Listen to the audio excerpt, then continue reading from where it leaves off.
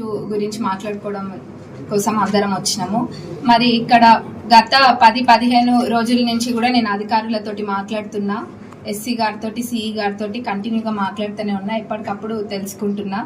మరి ఇవన్నీ చేసి అట్లనే మినిస్టర్ గారితో కూడా మాట్లాడడం జరిగింది. మరి ఇవన్నీ చేసినాక మనం చూసినట్టయితే మన ఎక్స్ మినిస్టర్ గారు వచ్చి సొమ్మొక్కలది సోకొక్కలది అన్న విధంగా 2 రోజుల్లో నీళ్ళు వస్తున్నాయి అన్నది తెలుసుకొని వచ్చి ఇంకా ఒక ఫోన్ పట్టుకున్నారు. ఫోన్ పట్టుకొని మాట్లాడి ఇంకా అంత చేసేసినట్టు చూపించిండ్రు.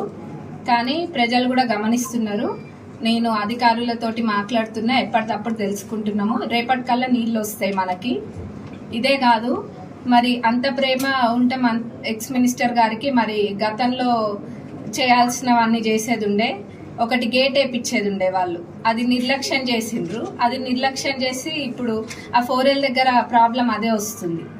మరి ఇవన్నీ కూడా నిర్లక్ష్యం చేసి ఇప్పుడేదో వచ్చి గతంలో లేని ప్రేమ అంతా కూడా ఇప్పుడే చూపిస్తున్నారు. మరి రైతన్నల మీద మంచిదే, ఈ రకంగానైనా బయటకు వచ్చిండ్రు కదా, మంచిదే. మరి అట్లనే మీరు చూసినట్టయితే చెన్నూరు రిజర్వాయర్, పాలకుర్తి రిజర్వాయర్ మంజూరు చేసింది కాంగ్రెస్ ప్రభుత్వం గతంలో. ఆ మంజూరు చేసింది కూడా గత 10 సంవత్సరాలలో కూడా దాన్ని పూర్తి చేయని పరిస్థితి. అప్పుడు అంత ప్రేమ ఉంటే మరి ఆ 10 సంవత్సరాలలో దాన్ని పూర్తి చేసి ఉంటే చాలా బాగుండేది. రైతులకు కూడా చాలా లాభం జరిగేది దాని ద్వారా. ఆనాడు రాష్ట్రాన్ని సస్యశ్యామలం చేయాలన్న ఉద్దేశంతో దేవాదుల ప్రాజెక్టుని ప్రారంభించింది కాంగ్రెస్ ప్రభుత్వం. మరి దాని ద్వారా ఈ నియోజకవర్గంలోని రైతులకు కూడా అందరికీ సాగునీరు అందింది. అది కూడా గమనియాలి. రైతులని కాపాడుకునే ప్రభుత్వమే కాంగ్రెస్ ప్రభుత్వము.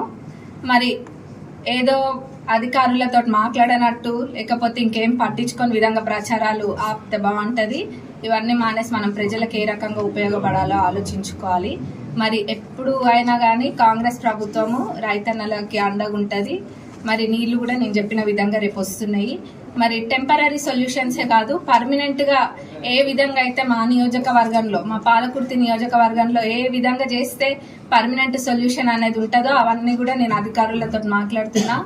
మీరు చూసినట్టయితే త్వరలోనే ఏదో ఒకటి వచ్చే ఎండాకాలం కల్లా కూడా అసలు ఇవేమి ఉండవు. పర్మనెంట్ సొల్యూషన్ అనేది తప్పకుండా అది రెస్పాన్సిబిలిటీ నాది, నేను అది తప్పకుండా చేసి తీరుతా అని కూడా మా పాలకుర్తి ప్రజలందరికీ చెప్తున్నా.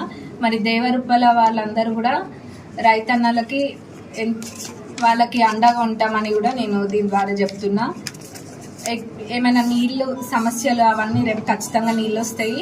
మరి క్షమించాలని కూడా రైతన్నలందరినీ కోరుతున్నా. అది మన తప్పు కాకపోయినా వాళ్ళందరి రెస్పాన్సిబిలిటీ కూడా నాది కాబట్టి నేను ఆ బాధ్యతను తీసుకొని క్షమించాలని కోరుకుంటున్నా. రేపు నీళ్ళు తప్పకుండా వస్తాయని మాటిస్తూ సెలవు తీసుకున్నాను.